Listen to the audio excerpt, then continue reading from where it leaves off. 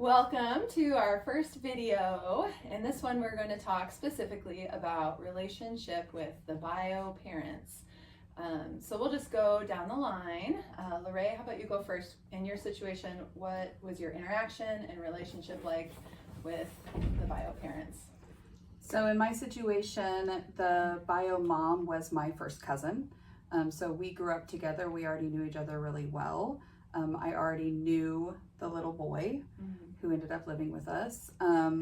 He'd moved into our house prior to becoming our foster child.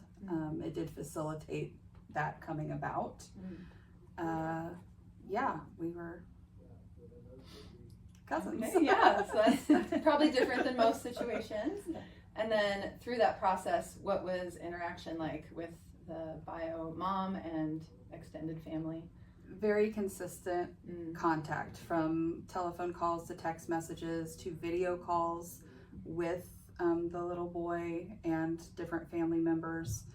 Everybody was very involved in everything that went on. If we were going on a trip, everybody had their thoughts on that. If we had gone somewhere, they wanted pictures of that. They wanted to be kept in the know. So pretty close. Very intense. Connected. Yes. Ongoing connection with bio family. Okay. How about you, Kristy? I was told in training that within the first week that we would meet the bio parents. We would get together and meet. That never happened. It's been 4.5 years and I still have never met anyone from their family. We were allowed to have conversations. They were allowed to call the kids. That happened twice. And then we wrote to mom one time just to kind of give her an update. But other than that, we've had zero contact. Okay, so the other end of the spectrum. Yes. Not a lot of interaction. Hardly. Zero meeting. Yep. In person. Yep. Okay. Yep. And how about you, Angie? Well, we brought our foster daughter home we didn't bring her home. She was brought to us from the hospital. So I can't remember when the first meeting was with the whole team.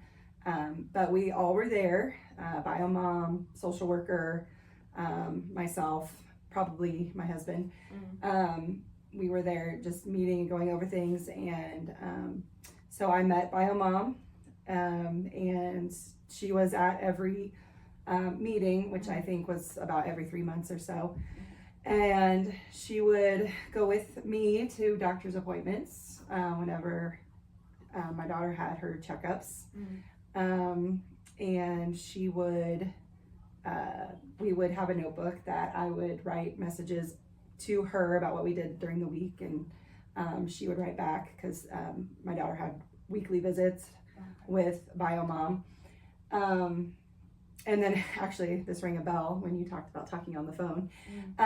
During COVID, she couldn't have visits in person. So we did do a video call with mom, and we got like a separate phone number, just like a Google phone number or something that we could communicate with her through. So that was a little different, just because it was my daughter was on the phone with her bio mom, in our home, so that was just a little bit different.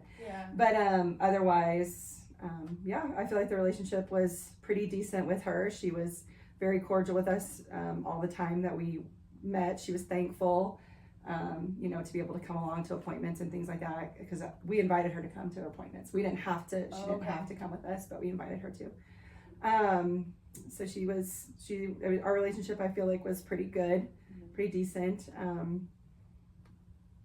So I am thankful that we were able to have that with her.